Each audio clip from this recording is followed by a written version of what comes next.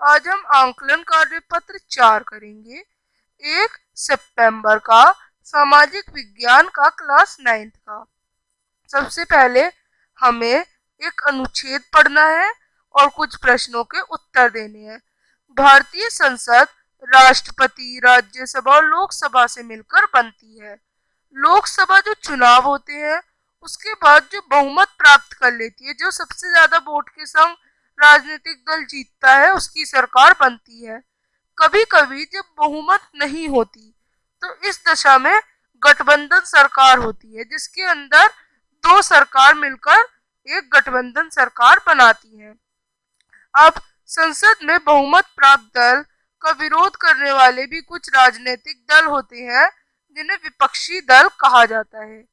प्रधानमंत्री सत्ताधारी शासन करने वाले दल के मुखिया होते हैं। प्रधानमंत्री अन्य मंत्रियों का भी चुनाव करते हैं, जैसे स्वास्थ्य मंत्री, शिक्षा मंत्री, वित्त मंत्री आदि, जो इन संबंधित सरकारी कार्यों का जिम्मा जो है वो संभालते हैं। अब आगे प्रश्न है, भारतीय संसद इनको मिलाकर बनता है। किस किस को मिलाकर बनता है? राष्ट्रपति, राज्यसभा, लोकसभा। तो हमारा डी ऑप्शन करेक्ट होगा। अब संसद में बहुमत प्राप्त नहीं होने पर सरकार बनती है।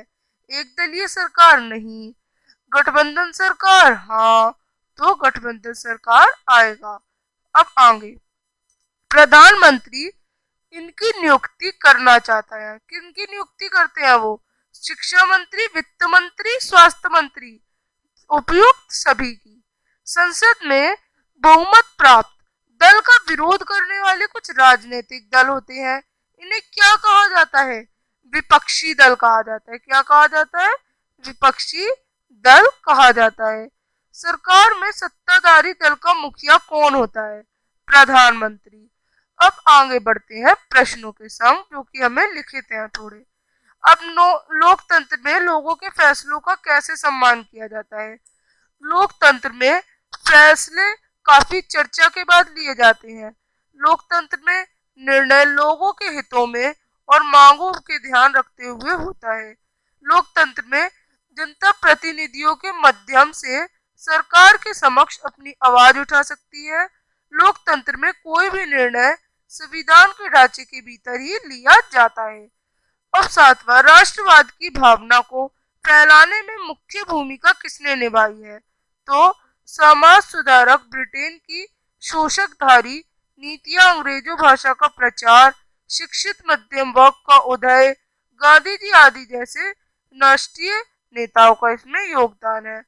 आठवां प्रश्न है, जनता जब वोट डालती है तो उन्हें कौन कौन सी बातें याद रखनी पड़ती हैं? तो सभी जानते हैं, उन्हें याद रखना पड़ता है कि कौन सा नेता सही कार्य कर रहा है, उसको वोट देते हैं और उन्हें अपनी मांग के हिसाब से सुनते हैं।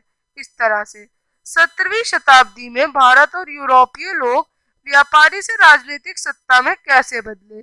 यूरोपीय कंपनी के बीच अपने व्यापारिक हितों के लिए संघर्ष हुआ, जिसमें अंग्रेज जो थे वो विजेता के रूप में उभरे।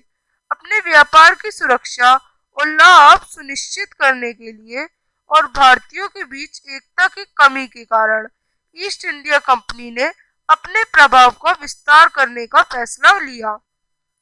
मुगल वंश के पतन के बाद तो ब्रिटिश ईस्ट इंडिया कंपनी के लिए फूट डालो और राज करो की नीति के साथ एक राजनीतिक शक्ति बनना बहुत ही आसान हो चुका था। अब 10वां, संसद में समुदाय के सभी वर्गों की राजनीतिक भागीदारी को साझा करने के लिए क्या प्रयास किए गए?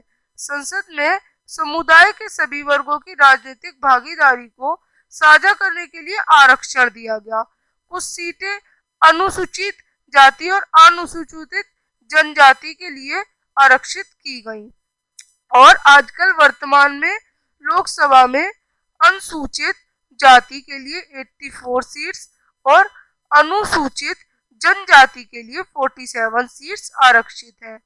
तो इस तरह से हम ये 10 प्रश्न करेंगे। अब हम मिलेंगे नेक्स्ट वर्कशीट के साथ। तब तक के लिए बाय।